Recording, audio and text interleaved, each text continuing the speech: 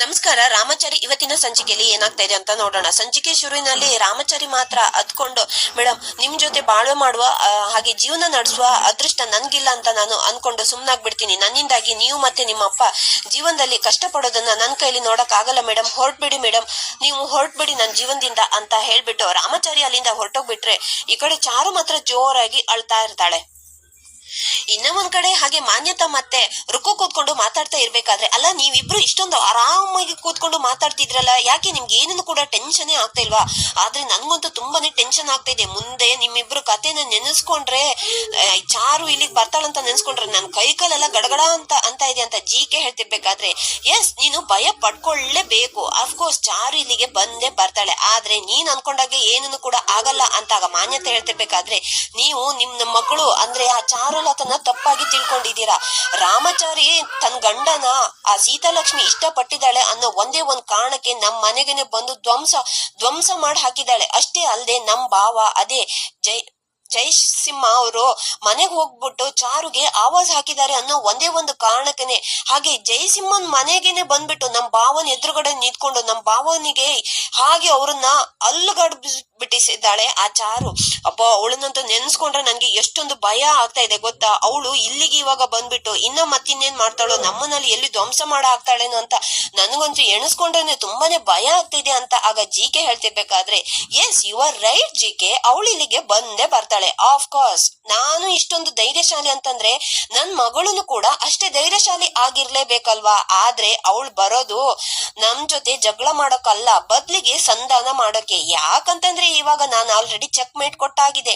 ರಾಜ already ಇವಾಗ ಜೈಲಲ್ಲಿ ಇದ್ದಾನಲ್ವಾ, ಮಗಳಾಗಿ ಅಪ್ಪನ್ನ ಜೈಲಿಂದ ಬಿಡ್ಸ್ಕೊಳ್ಳೋದು ಅವಳ ಕರ್ತವ್ಯ. ಹಾಗಾಗಿ ಅವಳಿಗಿರೋದು ಒಂದೇ ಒಂದ್ ದಾರಿ, ಹಾಗಾಗಿ ಆ ದಾರಿನ ಹುಡುಕೊಂಡು ಅವಳಿಲ್ಲಿಗೆ ಬರ್ಲೇಬೇಕು ಅಂತಾಗ ಮಾನ್ಯತೆ ಹೇಳ್ತಾಳೆ. ಇನ್ನ ಒಂದ್ ಕಡೆ ರಾಮಾಚಾರಿ ಮಾತ್ರ ಹತ್ಕೊಂಡು ಕೂತ್ಕೊಂಡಿರ್ಬೇಕಾದ್ರೆ ಆಗ ಮುರಾರಿ ಅಲ್ಲಿ ಬಂದ್ಕೊಂಡು, ರಾಮಾಚಾರಿ ನಿನ್ಗೇನಾದ್ರೂ ಬುದ್ಧಿಗಿದ್ದಿ ಇದೆಯಾ? ಹೋಗ್ಬಿಟ್ಟು ನೀನು ಅತ್ತಿಗೆನ ಬೇಡ ಅಂತ ಹೇಳ್ಬಿಟ್ಟು ಈ ಮನೆ ಬಿಟ್ಟು ಹೋಗಿ ಅಂತ ನೀನು ಹೇಳ್ತಾ ಇದೆಯಲ್ಲ, ಏನು ಅನ್ಕೊಂಡಿದ್ಯಾ? ಅಷ್ಟೇನಾ ನಿನ್ಗೆ ಅದಕ್ಕೆ ಮೇಲಿರೋ ಪ್ರೀತಿ ಇಷ್ಟೇನಾ ಅಂತ ಆಗ ಮುರಾರಿ ರಾಮಾಚಾರಿಗೆ ಬೈತಿರ್ಬೇಕಾದ್ರೆ, ಲೋ ಮುರಾರಿ, ಇದಕ್ಕೆಲ್ಲ ನಾನೇನೆ ಕಾರಣ ಕಣೋ. ನೋಡು, ಆವತ್ತು ಚಾರು ಮೇಡಮ್ ಬಂದ್ಕೊಂಡು ನಾನ್ ನಿಮ್ಮನ್ನ ಪ್ರೀತಿಸಿದೀನಿ ಅಂತ ಅವ್ರು ನನ್ನ ಜೊತೆ ಹೇಳ್ದವಾಗ ನಾನು ಅವ್ರ ಪ್ರೀತಿನ ಒಪ್ಕೊಂಡು ಅವ್ರನ್ನ ಮದ್ವೆ ಆಗಿ ಈ ಮನೆಗೆ ಬರ್ಬಾರ್ದಾಗಿತ್ತು. ಅವರು ಈ ಮನೆಗೆ ಬಂದಾವಾಗಿಲಿಂದನೂ ಕೂಡ ಒಂದೇ ಒಂದ್ ದಿನನೂ ಕೂಡ ನಾನು ಅವ್ರನ್ನ ಖುಷಿಯಾಗಿ ಅವ್ರನ್ನ ಸುಖವಾಗಿ ಇಟ್ಟಿರಕೇನೆ ಆಗ್ಲೇ ಇಲ್ಲ ಕಣೋ. ಅದಕ್ಕೆಲ್ಲ ಕಾರಣ ಯಾರು? ಅವ್ರ ಅಮ್ಮನೇ ಇವಾಗ ಚಾರು ಮೇಡಮ್ಗೆ ಅವ್ರ ಅಪ್ಪ ಅಂತಂದ್ರೆ ಪಂಚ ಪ್ರಾಣ. ಅವರು ಹೀರೋ ತರ ನೋಡ್ತಾ ಇದ್ರೆ, ಅದು ಅಲ್ಲದೆ ಅವ್ರ ಜೀವನದಲ್ಲಿ ಅವ್ರ ಅಪ್ಪನೇ ಒಂದು ದೊಡ್ಡ ರೋಲ್ ಮಾಡೆಲ್ ಆಗಿ ತಗೊಂಡಿದ್ದಾರೆ. ಅಂತವ್ರನ್ನ ಇವತ್ತು ಅವರು ಎಷ್ಟೊಂದ್ ಜನರಿಗೆ, ಸಾವಿರಾರು ಜನರಿಗೆ ಕೆಲಸ ಕೊಟ್ಟು ಊಟ ಹಾಕ್ದವ್ರನ್ನ ಯಾವ್ದೋ ಕೊಲೆ ಮಾಡಿರೋ ತರ ಕೊಲೆಗಾರನಿಗೆ ಬೇಡಿ ಹಾಕಿ ರೋಡಲ್ಲಿ ಎಳ್ಕೊಂಡು ಹೋಗೋ ತರ ಎಳ್ಕೊಂಡು ಹೋಗ್ಬಿಟ್ರು. ಇದನ್ನೆಲ್ಲ ನನ್ಗೇನೆ ನೋಡಕ್ ಆಗ್ಲಿಲ್ಲ. ಆದ್ರೆ ಇದನ್ನೆಲ್ಲ ನೋಡ್ಬಿಟ್ಟು ಚಾರು ಮೇಡಮ್ ಹೇಗೋ ಸಹಿಸ್ಕೊಂತಾರೆ. ಅವ್ರಿವಾಗ ಅವರು ಬಸ್ರಿಯಾಗಿದ್ದಾರೆ. ಅವ್ರ ಹೊಟ್ಟೆಯಲ್ಲಿ ಒಂದು ಮಗು ಬೇರೆ ಇದೆ. ಅವರು ಎಷ್ಟೊಂದು ಸುಖವಾಗಿ ನೆಮ್ಮದಿಯಾಗಿರ್ಬೇಕು. ಇಂಥ ಟೈಮಲ್ಲಿ ನನ್ನಿಂದಾಗಿನೇ ಅವರು ಇಷ್ಟೊಂದು ಸಂಕಟ ಪಡೋ ಹಾಗಾಗಿದೆ. ಹಾಗಾಗಿನೇ ನಾನು ಈ ತರ ಮಾತಾಡಿರೋದು ಅಂತ ಆಗ ರಾಮಾಚಾರಿ ಹೇಳ್ತಾನೆ. ಅಲ್ಲೋ ಕಣೋ ಮುರಾರಿ, ಪೊಲೀಸರು ಅವ್ರನ್ನ ಎಳ್ಕೊಂಡು ಹೋಗ್ತಾ ಇರ್ಬೇಕಾದ್ರೆ, ಆ ದೊಡ್ಡ ಮನುಷ್ಯನ ಎಳ್ಕೊಂಡು ಹೋಗ್ತಾ ಇರ್ಬೇಕಾದ್ರೆ ಅಲ್ಲಿರೋ ಜನರೆಲ್ಲ ಅವ್ರ ಮೇಲೆ ಚಪ್ಪಲಿ ಬೇರೆ ಹಾಕ್ತಾ ಇದ್ರು. ಇದನ್ನೆಲ್ಲ ನೋಡ್ಬಿಟ್ಟು ಪಾಪ ಚಾರು ಮೇಡಮ್ ಮನ್ಸಿಗೆ ಎಷ್ಟೊಂದು ನೋವು ಆಗಿರ್ಬೇಕಲ್ವಾ? ಇದಕ್ಕೆಲ್ಲ ನಾನೇನೆ ಕಾರಣ. ಅವ್ರನ್ನ ನಾನು ಮದ್ವೆ ಆಗ್ತಿಲ್ಲ ಅಂತ ಇದ್ದಿದ್ರೆ ಇಷ್ಟೊಂದು ಸಮಸ್ಯೆನೆ ಆಗ್ತಾನೆ ಇರ್ಲಿಲ್ಲ.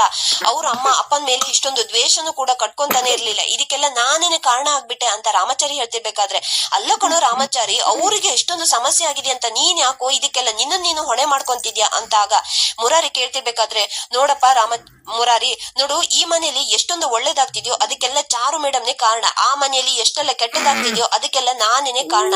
ಅನ್ಮಾತ್ರಕ್ಕೆ ಇದಕ್ಕೆಲ್ಲ ನಾನೇನೆ ಹೊಣೆ ಆಗ್ಬೇಕಲ್ವಾ? ಹಾಗಾಗಿ ನೋಡು, ಪ್ರಪಂಚದ ಕಣ್ಣಿಗೆ ನಾನು ಇದ್ರಲ್ಲಿ ಏನನ್ನು ಕೂಡ ನನ್ ಪಾತ್ರ ಏನನ್ನು ಇಲ್ದೇ ಇರ್ಬೋದು, ಆದ್ರೆ ನಾನ್ ಮಾತ್ರ ಅವ್ರ ಜೀವನದಲ್ಲಿ ನಡೀತಿರುವ ಎಲ್ಲ ಕೆಟ್ಟದಕ್ಕೂ ಕೂಡ ನಾನೇನೆ ಕಾರಣ ಆಗ್ಬಿಟ್ಟಿದೀನಿ. ನಾನು ಒಂದ್ ವೇಳೆ ಚಾರು ಮೇಡಮ್ನ ಪ್ರೀತಿಸಿಲ್ಲ ಅಂತಿದ್ದಿದ್ರೆ ಇದು ಈ ತರ ಆಗ್ತಾನೆ ಇರ್ಲಿಲ್ಲಲ್ವಾ? ನಾನು ಅವ್ರನ್ನ ಪ್ರೀತಿಸಿ ಮದ್ವೆ ಆಗಿ ಈ ಮನೆಗೆ ಕರ್ಕೊ ಬಂದಿರೋದಕ್ಕೆ ತಾನೇ ಅವ್ರ ಅಮ್ಮ ಅಪ್ಪ ಜಗಳ ಮಾಡ್ಕೊಂಡು ಬೇರೆ ಆಗಿ ತನ್ನ ಗಂಡನ ಮೇಲೆನೆ ಆ ಚಾರು ಅಮ್ಮ ದ್ವೇಷನ ಸಾಧಿಸ್ತಾ ಇರೋ ತಾನೆ. ಹಾಗಾಗಿ ಇದನ್ನೆಲ್ಲ ಇವತ್ತಿಗೆ ನಿಲ್ಲಿಸ್ಬೇಕು. ನಾನ್ ಒಂದ್ ವೇಳೆ ಚಾರು ಮೇಡಮ್ನ ಬಿಟ್ಟು ಅವ್ರ ಮನೆ ಹೋಗೋ ಹಾಗೆ ಮಾಡ್ಬಿಟ್ರೆ ಅವರು ಚಾರು ಅಮ್ಮ ಮತ್ತೆ ದೊಡ್ಡ ಮನ್ಸ್ ಮಾಡಿ ತನ್ನ ಗಂಡನ ಜೈಲಿನಿಂದ ರಿಲೀಸ್ ಮಾಡ್ಬಿಡ್ತಾರೆ. ಅವಾಗ ಆ ದೊಡ್ಡ ಮನುಷ್ಯ ಏನಾದ್ರೂ ಮತ್ತೆ ಹೊರಗಡೆ ಬಂದದಿದ್ರೆ ಮತ್ತೆ ಅವ್ರ ಕಂಪನಿ ಮೊದ್ಲಿನಂತಾಗುತ್ತೆ. ಆಗ ನಂದೊಬ್ಬನ್ ಸಂಸಾರ ಹಾಳಾದ್ರ ಪರವಾಗಿಲ್ಲ, ಇನ್ನ 1,000 ಕುಟುಂಬಕ್ಕೆ ಮತ್ತೆ ಅನ್ನ ಸಿಗ್ದಾಗ ಆಗುತ್ತೆ ಕಣೋ. ಹಾಗಾಗಿ ನಾನ್ ಈ ನಿರ್ಧಾರನ ತಗೊಂಡಿದ್ದೀನಿ. ಚಾರು ಮೇಡಮ್ ತನ್ನ ಮನೆಗೆನೆ ಹೋಗ್ಬಿಟ್ಲಿ, ನಾನು ನನ್ನ ಪ್ರೀತಿನ ಸಾಯಿಸ್ಕೊಂಡ್ ಬಿಡ್ತೀನಿ ಅಂತ ರಾಮಚಾರಿ ಹೇಳ್ಬಿಟ್ಟು ಆಗ ಫೋನ್ ಅನ್ನ ತೆಗೆದು ಮಾನ್ಯತನಿಗೆ ಫೋನ್ ಮಾಡ್ಬಿಡ್ತಾನೆ. ಈ ಕಡೆ ರಾಮಚಾರಿ ಹಿಂದ್ಗಡೆ ಬಂದು ಚಾರು ಮಾತ್ರ ಈ ಮಾತನ್ನೆಲ್ಲ ಕೇಳಿಸ್ಕೊಂಡು ತುಂಬಾನೇ ಅಳ್ತಾನೆ ಇರ್ತಾಳೆ. ಈ ಕಡೆ ಮಾನ್ಯತ ಮಾತ್ರ ಬಂತು ಆ ದರಿದ್ರ ರಾಮಚಾರಿದು ಫೋನ್ ಬಂತು ಅಂತ ಹಾಗೆ ಮಾನ್ಯತೆ ಹೇಳ್ತಿರ್ಬೇಕಾದ್ರೆ, ಹೋ ಹೌದಾ, ಹಾಗಾದ್ರೆ ಅವನು ತುಂಬಾನೇ ಕಿಲಾಡಿ, ಅವನ ಜೊತೆ ಸ್ವಲ್ಪ ಹುಷಾರಾಗಿ ಮಾತಾಡಿ ರೋಸ್ ಅಂತ ಆಗ ಹಾಗೆ ಜಿಕೆ ಹೇಳ್ಬಿಡ್ತಾನೆ, ಹೇಳು ರಾಮಚಾರಿ ಏನು ನನಗ್ ಫೋನ್ ಮಾಡಿರೋ ವಿಷಯ ಅಂತ ಆಗ ಮಾನ್ಯತೆ ಕೇಳ್ತಿರ್ಬೇಕಾದ್ರೆ, ನೀವು ಮಾತಾಡಿರೋದು ಸರಿ ಮೇಡಮ್, ನೀವೇನೆ ಯಾವತ್ತೂ ರೈಟು, ಹಾಗಾಗಿ ನೀವ್ ಹೇಳ್ದಾಗೇನೆ ನಾನು ಕೇಳ್ಕೊಂಡಿರ್ತೀನಿ, ಹಾಗೆ ನಿಮ್ ಮಗಳನ್ನ ನಾನು ಬಿಟ್ಬಿಡ್ತೀನಿ, ನಿಮ್ ಮಗಳನ್ನ ನೀವು ವಾಪಸ್ ಮನೆಗೇನೆ ಕರ್ಕೊಂಡು ಹೋಗ್ಬಿಡಿ ಮೇಡಮ್, ಆದ್ರೆ ಹಾಗೆ ಜೈಶಂಕರ್ ಅವರನ್ನ ಮತ್ತೆ ನೀವು ರಿಲೀಸ್ ಮಾಡಿಸ್ಬೇಕು ಅಂತ ಆಗ ರಾಮಚಾರಿ ಹೇಳಿದ ತಕ್ಷಣ, ಹೌದಾ ರಾಮಚಾರಿ, ನೋಡು ಒಂದ್ ವೇಳೆ ನೀನೇನಾದ್ರೂ ನಾನ್ ಹೇಳಿರೋ ಎಲ್ಲಾ ಕಂಡೀಷನ್ಗೂ ಕೂಡ ಒಪ್ಕೊಂಡು ನನ್ ಬೇಬಿನ ನನ್ ಮನೆಗೆ ಕಳ್ಸೋಕೆ ನೀನೇನಾದ್ರೂ ಒಪ್ಕೊಂಡ್ ಬಿಟ್ರೆ ನೋಡು, ನೀನೇನು ಕೂಡ ವರಿ ಮಾಡ್ಕೋಬೇಡ, ಜೈಶಂಕರ್ನ ನಾನು ಜೈಲಿಂದ ರಿಲೀಸ್ ಮಾಡ್ಬಿಡ್ತೀನಿ ಅಂತ ಆಗ ಮಾನ್ಯತೆ ಹೇಳಿದ ತಕ್ಷಣ, ಸರಿ ಆಯ್ತು ಮೇಡಮ್, ನೀವ್ ಹೇಳ್ದಾಗೇನೆ ಎಲ್ಲದನ್ನು ಕೂಡ ನಾನ್ ಕೇಳ್ತೀನಿ ಅಂತ ಹೇಳ್ಬಿಟ್ಟು ರಾಮಚಾರಿ ಫೋನ್ ಅನ್ನ ಕಟ್ ಮಾಡ್ಬಿಟ್ಟು ಹಾಗೆ ಜೋರಾಗಿ ಅಳಕ್ಕೆ ಸ್ಟಾರ್ಟ್ ಮಾಡ್ಬಿಡ್ತಾನೆ.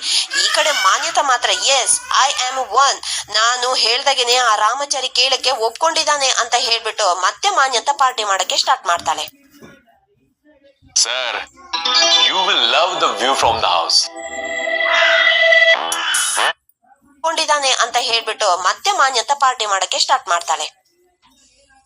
ಆಗ ಚಾರು ಮಾತ್ರ ತುಂಬಾನೇ ಹಾಗೆ ಕೋಪ ಮಾಡ್ಕೊಂಡು, ಏನಾಗಿದೆ ರಾಮಚಾರಿ, ದಡ್ಡನ್ ತರ ಮಾತಾಡ್ತಿದ್ಯಲ್ಲ, ನೋಡು ನಮ್ಮ ಅಮ್ಮ ಎಂತವ್ರು, ಗುಣ ಎಂತದು ಅಂತ ನೀನೇನಾದ್ರೂ ಇವತ್ತಿಂದ ನೋಡ್ತಿದ್ಯಾ, ಹೋಗಿ ನೀನು ನನ್ನನ್ನೇನೆ ನಿನ್ನನ್ನ ಬಿಟ್ಬಿಟ್ಟು ಆ ಮನೆಗೆ ಹೋಗು, ನಿನ್ನ ಅಮ್ಮನ ಜೊತೆಗೇನೆ ಇರು ಅಂತ ಹೇಳ್ತಿದ್ಯಲ್ಲ, ಏನಾಗಿದೆ ರಾಮಚಾರಿ ನಿನ್ಗೆ ಅಂತ ಆಗ ಕೋಪ ಮಾಡ್ಕೊಂಡು ಚಾರು ಕೇಳ್ತಿರ್ಬೇಕಾದ್ರೆ, ನೋಡಿ ಮೇಡಮ್, ನಾವು ನಮ್ಮಿಬ್ರು ಜೀವನದಲ್ಲಿ ಮಾತ್ರ ಚೆನ್ನಾಗಿರ್ಬೇಕು ಅಂತ ಒಂದ್ ವೇಳೆ ನಾವೇನಾದ್ರೂ ಯೋಚನೆ ಮಾಡದಿದ್ರೆ ಪರ್ಮನೆಂಟ್ ಆಗಿ ನಾವು ನಮ್ಗೆ ಇಷ್ಟ ದಿನ ರಕ್ಷಣೆಯಾಗಿ ನಿಂತಿರುವ ನಿಮ್ಮ ಅಪ್ಪನ ನಾವು ಕಳ್ಕೋಬೇಕಾಗುತ್ತೆ. ಅವರು ಜೈಲಲ್ಲಿ ಇದ್ದದಿದ್ರೆ ಇಲ್ಲಿವಾಗ ನಾವು ಮಾತ್ರ ಚೆನ್ನಾಗಿನೇ ಸುಖವಾಗಿ ಸಂಸಾರ ಮಾಡ್ಕೊಂಡು ಇರೋಕಾಗುತ್ತಾ ಮೇಡಮ್? ಅಲ್ಲಿ ಒಂದಷ್ಟು ಸಾವಿರಾರು ಜನ ಕುಟುಂಬನೆಲ್ಲ ಕಳ್ಕೊಂಡು ಬೀದಿಗೆ ಬಂದಿದ್ದಾರೆ ಮೇಡಮ್. ಅವರು ಊಟಕ್ಕೂ ಗತಿ ಇಲ್ಲದೆ ಆಮೇಲೆ ತುಂಬಾನೇ ಜೀವನದಲ್ಲಿ ಕಷ್ಟ ಪಡೋಕ್ ಆಗುತ್ತೆ ಮೇಡಮ್.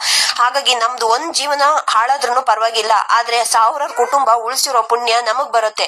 ಹಾಗಾಗಿ ನಿಮ್ಮ ಅಮ್ಮ ಏನ್ ಹೇಳ್ತಾರೋ ಅದನ್ನ ಕೇಳ್ಕೊಂಡು ನೀವು ಅವ್ರ ಮನೆಗೇನೆ ಅವ್ರ ಜೊತೆಗೇನೆ ಇದ್ಬಿಡಿ ಮೇಡಮ್. ಆವಾಗ ನಿಮ್ಗೂ ಕೂಡ ಒಳ್ಳೇದು, ಹಾಗೆ ನಿಮ್ಮ ಅಪ್ಪನಿಗೂ ಕೂಡ ಒಳ್ಳೇದು. ನಿಮ್ಮ ಅಪ್ಪನು ಕೂಡ ಸೇಫ್ ಆಗಿ ಅದಾದ ನಂತರ ಜೈಲಿಂದ ಹೊರಗಡೆ ಬಂದ್ಬಿಡ್ತಾರೆ. ಮೇಡಮ್, ನಾವು ಹೇಳಿರೋ ಮಾತನ್ನ ಕೇಳಿ ಮೇಡಮ್, ಇಷ್ಟೆಲ್ಲ ಸಮಸ್ಯೆ ಆಗ್ತಿದೆ ನೋಡಿ, ಇದಕ್ಕೆಲ್ಲ ನಾನೇನೆ ಕಾರಣ ಆಗ್ಬಿಟ್ಟಿದೀನಿ.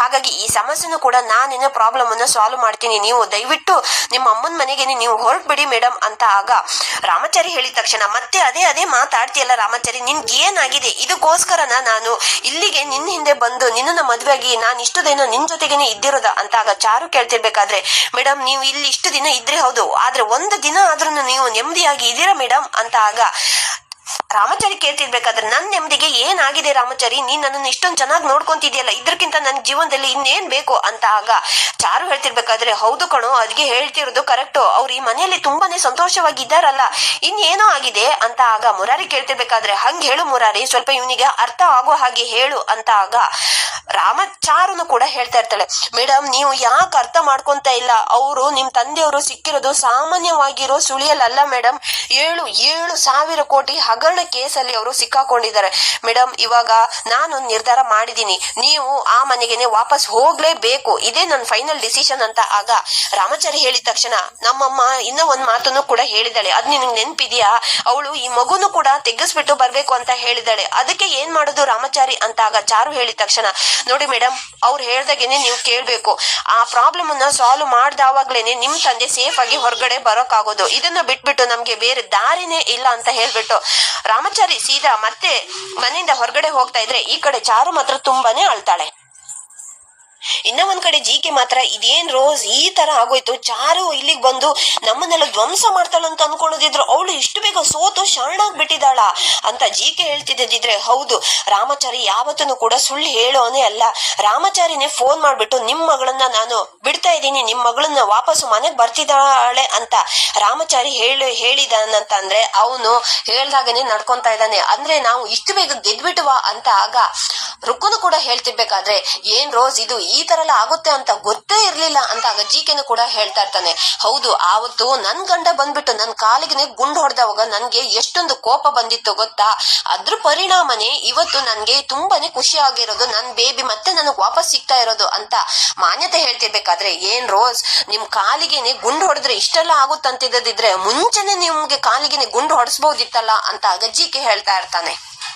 ಈ ಕಡೆ ಚಾರುನು ಕೂಡ, ಸರಿ ರಾಮಾಚಾರಿ, ಈ ಮನೆ ಬಿಟ್ಟು ಹಾಗೆ ನಿನ್ನನ್ನು ಬಿಟ್ಬಿಟ್ಟು ನಾನು ನಮ್ಮ ಅಮ್ಮನ ಮನೆಗೆ ಸೇರೋದ್ರಿಂದ ಈ ಪ್ರಾಬ್ಲಮ್ ಎಲ್ಲ ಸಾಲ್ವ್ ಆಗುತ್ತೆ ಅನ್ನೋದಾದ್ರೆ ನಾನು ಈ ಮನೆ ಬಿಟ್ಟು ಹಾಗೆ ನಿನ್ನನ್ನು ಬಿಟ್ಟು ಹೋಗೋಕೆ ರೆಡಿ ಆಗಿದ್ದೀನಿ, ನಾನು ಇವಾಗ್ಲೇನೆ ಹೋಗ್ತೀನಿ ಅಂತ ಚಾರುನು ಕೂಡ ಹೇಳ್ತಾ ಇರ್ತಾಳೆ. ಇಲ್ಲಿಗೆ ಈ ಸಂಚಿಕೆ ಮುಕ್ತಾಯವಾಗುತ್ತೆ. ವಿಡಿಯೋ ನೋಡಿ